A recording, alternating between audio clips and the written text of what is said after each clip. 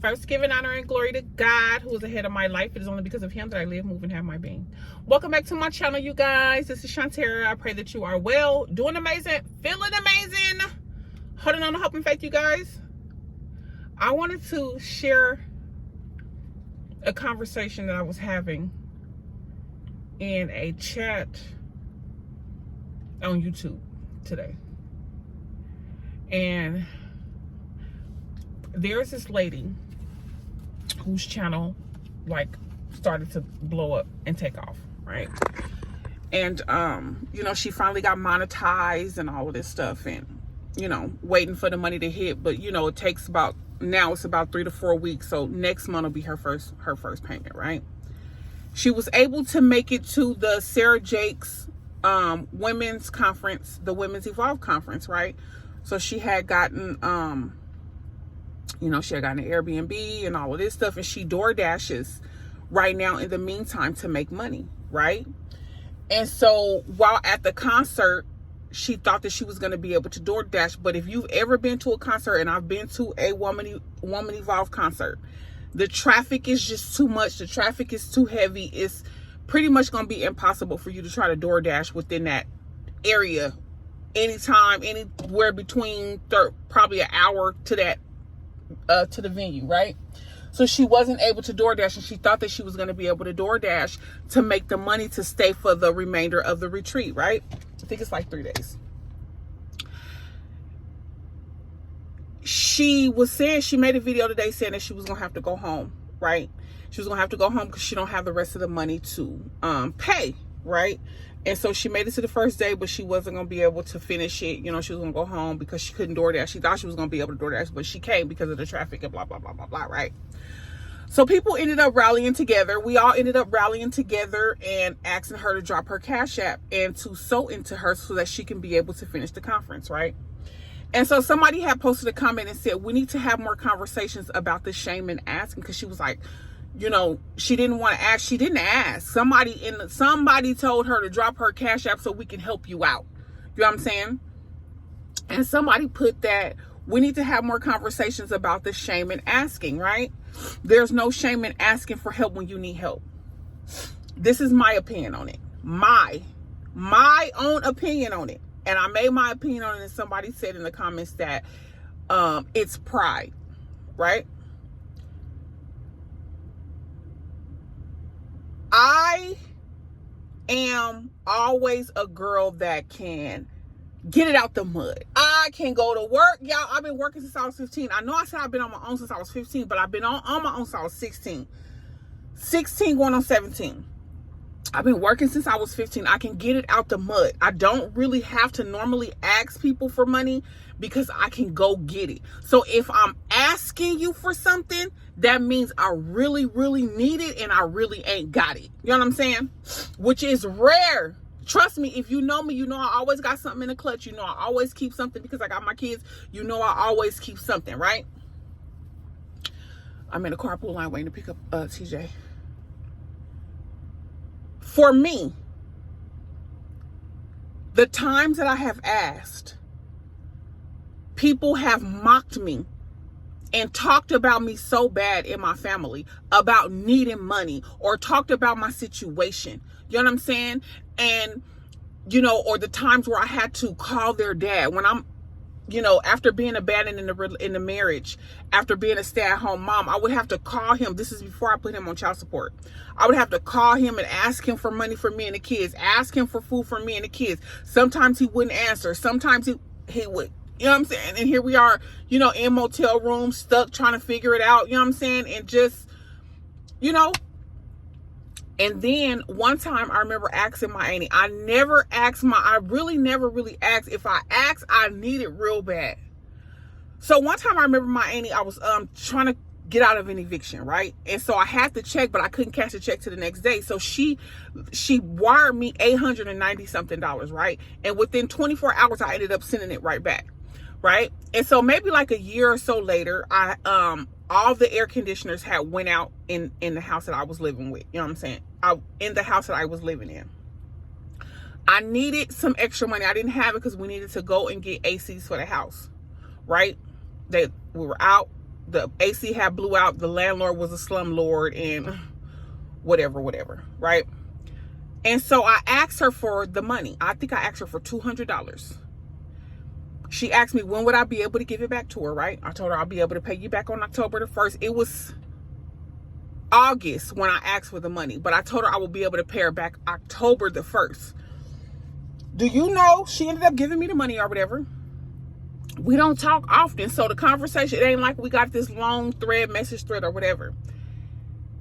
Before the time hit that I said that I was going to pay her back, she ended up texting me, asking me, when you gonna give me back the money? What time did you say that you was gonna pay me back? When was the date that you said that you was gonna pay me back? And I'm like, I said I was gonna pay you back October the 1st.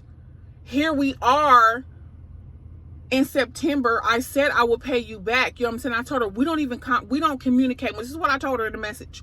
We don't communicate often.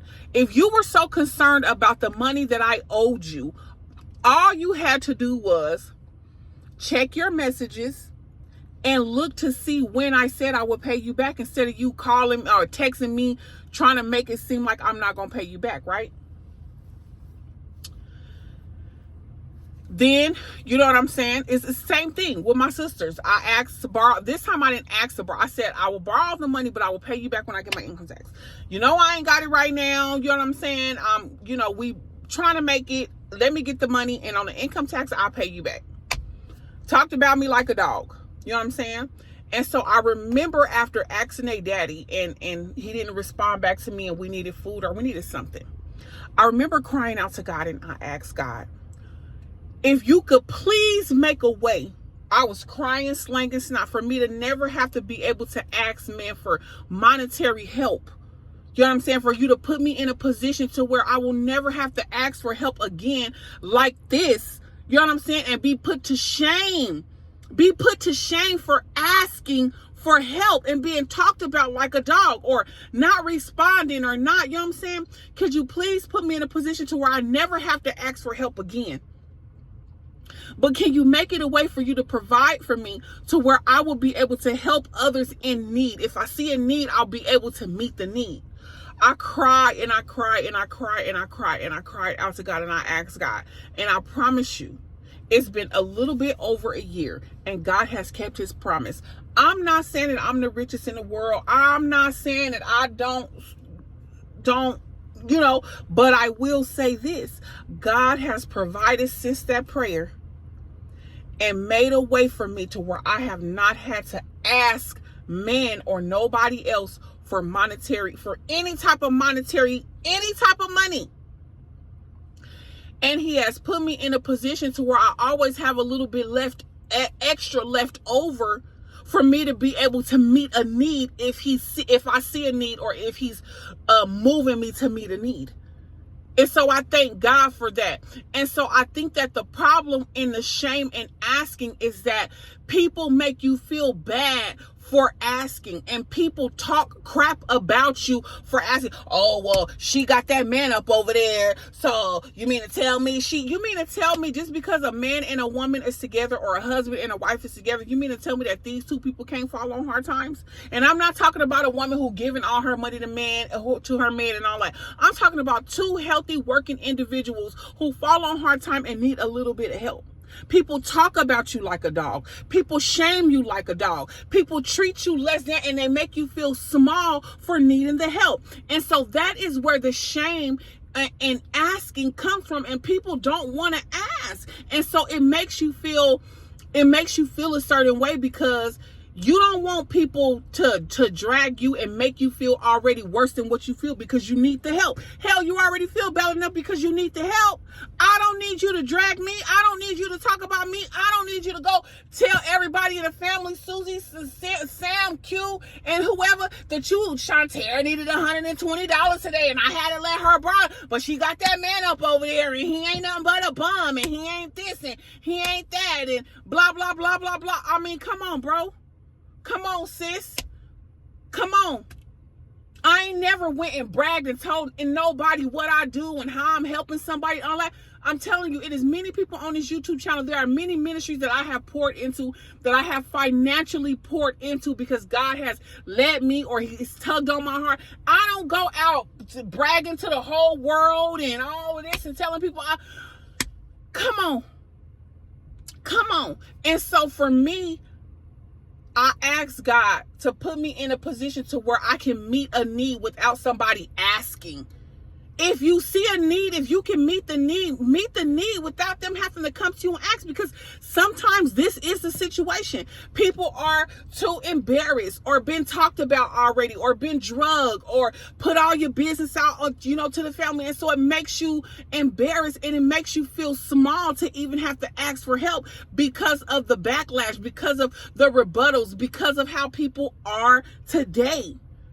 And so for me, when I see a need, I meet it without somebody having to ask, because I know that it can be hard to ask, for money. It can be hard to, have to ask somebody else. And yes, we are a community, and, believers and people of like mind should always be in a position to help if we can and meet a need if we can, and to rally together and to help everybody, because we all are, fall on hard times, and we all, everybody don't have it, and we all are facing hard times. But there are people out there who have it. There are people out there who God has put in a position to be able to bless and to help, and we're here to help each other, help it lift up one another.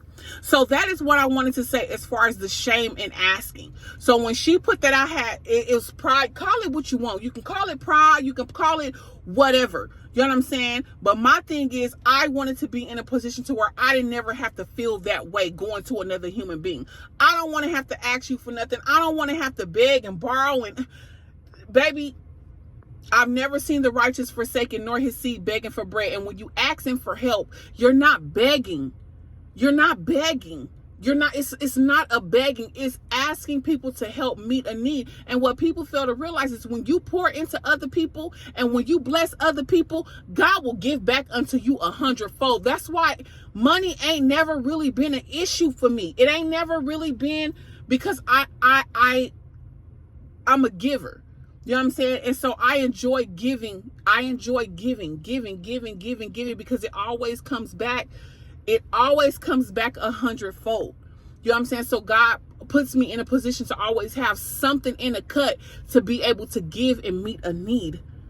It's not begging. It's coming together and asking and helping so we can rally together. You know what I'm saying? But people have put this, has tainted it and did all of this because we're human and we make mistakes and all of this, and I get all that. But the shame in asking comes from people who have tainted this thing. You know what I'm saying? And made it seem and look and feel a certain type of way. So it makes you feel embarrassed or not wanting to ask. And so that for me has been the shame in asking. But I tell you this, if it ever came to a point to where, I ever needed anything, the first people I'm running to is y'all. I ain't gonna lie. You guys are my family. You guys are my faith base. You guys have been my encouragement. You guys have been my rock. You guys have been there for me and supported me, more than blood. And if I ever need anything, I'm not shamed and I'm not too prideful to come on here and ask you guys for help if I needed it. You know what I'm saying? Because, I feel like, you guys have been, you're a blessing to me. You're a blessing to me. And I know if any one of you who really have it and really support me and love me, and if you had it and I needed it for me or my kids, I know that you would come through for me or at least try to help. So that's a blessing in itself. So that's what I wanted to say as far as like the shame in asking and where I'm coming from and why people tend to be shameful in asking for help. We all need help at some point in time, and there is no shame in that. To God be the glory, y'all. We are still Psalms 24 for the rest of 24. And until the next time, inspire, be inspired. I love you guys. God bless you. Good day.